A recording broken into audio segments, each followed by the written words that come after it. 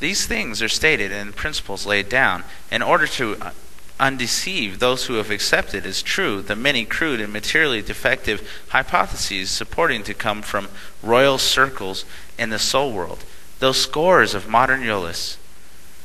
My design is to show the rightly dying what they must expect when rightly dead.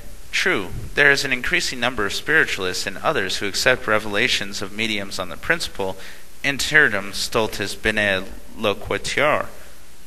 Yet there are others who accept 9/10 of what purports to come from the worlds beyond merely because of its claim. Truth will bear its own weight, if not now, then in the course of coming time. Still, it is never and always best for everyone to reason well on every proposition or statement offered as coming from the world of spirits. This book contents, of course, included. Amongst other notions, which along with my co-believers on earth I had imbibed, was that which declares the spirit land to be a fixed revolving zone, a sort of second edition of the earth and its adjuncts. I expected to find my last home on one of these aerial belts, occupying space just as a town or a city does. What an error! No two antipodal things can be more unlike, for I found that I was untold magnificence that now lay outspread before me was, just as my former sphere, but the general outcreation, elimination, or projection from the countless hosts of beautiful and radiant souls who dwell together and create their own scenery and surrounding, just as a man creates chateaux and espionage, only that in the latter he exists forever on the outside, and the former dwells within them. In other words, the realm whereof I was an inhabitant was not physical in any sense, nor were any of its subjects or objects.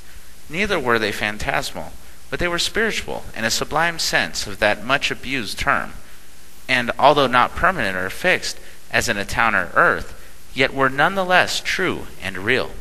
In order to better comprehend what sort of place is that wherein I met Nellie and mine, it will be well if the reader remember that everything save thought is perishable. For instance, you have a thought of a pink satin dress, made up in a particular style. Your father has a thought of a new cottage, complete in all its parts. Your brother invents a new modeled carriage for your mother's use, while your farmer invents a new building, which will serve at once the carriage house and the barn. All four of you forthwith proceed to realize your several ideals, and in the month the new barn stands upon the brookside, the new cottage peeps from its bower of the elms, the new carriage rolls along, and in it, clad in your pink satin, you enjoy a ride with all the dear old mother.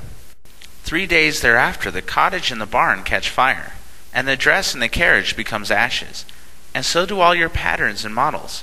Yet your thoughts are living, still fresh as ever, and all that is necessary is for all four of you to once more embody them in the material garb, and in another month a stranger, having seen the first and not knowing of the catastrophe, would swear that now he beheld was the same formerly so much admired, and he would be right. The ideas are the same, albeit the material raiment is not. John Doe is still John Doe, whether in rags or riches. Why not, when John's thought be the same? It will be well to remember that God is a thinker, that the vast material universe is a visible result of a single effort of single faculty organ of the deific brain, and tremendous thought. That faculty organ will yet make myriads of new movements, each one followed by a result still more stupendous and magnificent than the vast array of starry suns which now light up the halls of silence and of space. Again, the spiritual, or rather the thinker part of man, is all there is of permanency about the human being.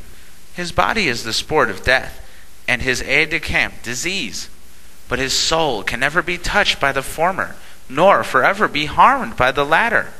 For the soul is not to be permanently injured by the powers subservient to the infinite God. All there is of man in his thought power, the think, is himself. By this we know him, and he who gives forth most of himself, if he be bad, does the most injury to the species of the world.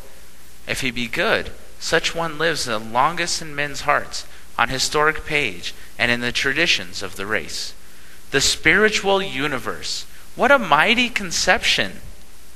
And yet even that grand as it is, For all the material globes of space, chained together, are like that after all, but a mere island floating like a bottle upon the crest of the single wavelet of the infinite sea.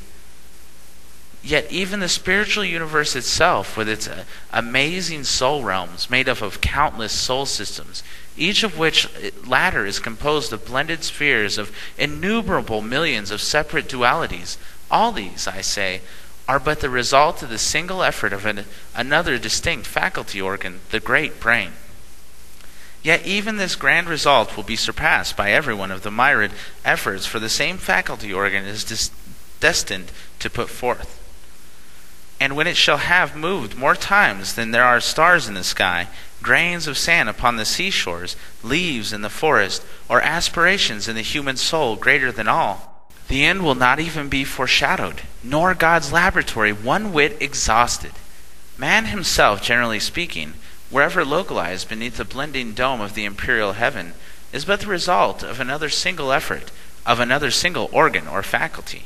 For although man is nidulated in and developed to personal distinctness through a matter, yet the very nature of thinking principle at once forbids the assumption that it sprung from any combination of material essences, however subtle they may be, and at once explodes the spiritualistic doctrine, and matter continues on into spirit. No. Soul is discreted from matter by a gulf so wide an infinite vacuum exists between the coarsest soul and the most sublimated ethereal vapor that ever resulted or ever will result from the molecular attrition or chemical resolution. Individual monads, all men and women, are scintillas or parts of the third great thought of the mighty thinker, God. They are coruscations from the oversoul, while matter is constituted of ethereal emanations of God's infinite body. Now, every existence represents a thought of deity. So also man thinks of himself and his actions, and fills the world with his thoughts, variously clothed, some in iron, steel, wood, paper, ivory, cloth, palaces, engines, ships, houses, parks, gardens, and so on. So also after his disembodiment will he surround himself with soul-created forms, whose aspect, shape, and texture depend altogether of the cleanliness and the purity of the loom wherein the mental fabrics are woven.